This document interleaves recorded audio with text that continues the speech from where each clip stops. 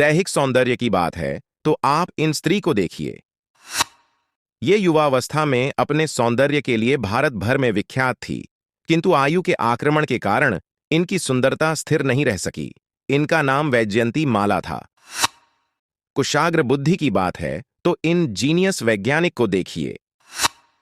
Gravity, गुरुत्वाकर्षण के ज्ञान को संसार के सामने लाने के लिए विख्यात इस वैज्ञानिक की ही बुद्धि बुरी तरह से बाइपोलर डिसऑर्डर और स्किज़ोफ्रीनिया मनोविधलता के कारण अस्थिर थी और रोगी थी। इनका नाम न्यूटन था।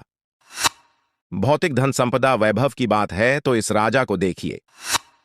पाश्चात्य जगत द्वारा सर्वकालिक महान सार्वभौमिक सम्राट की उपाधि प्राप्त और विश्व के एक बड़े भूभाग पर राज्य करके अतुलनीय वैभव संपदा का भोग करने वाला राजा मलेरिया जैसे रोग को अपने जीवन का मूल्य नहीं चुका पाया और युवावस्था में ही संसार से विदा हो गया। इनका नाम अलेक्जेंडर सिकंदर था।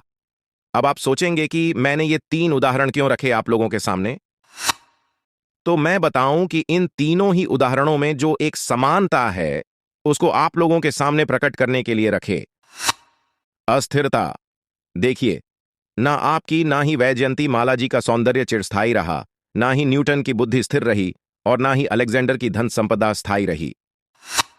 इस रंग बदलती दुनिया में अगर हम अस्थायी परिवर्तनशील को प्राप्त करने भागेंगे तो अपना मानव जीवन व्यर्थ ही करेंगे ना।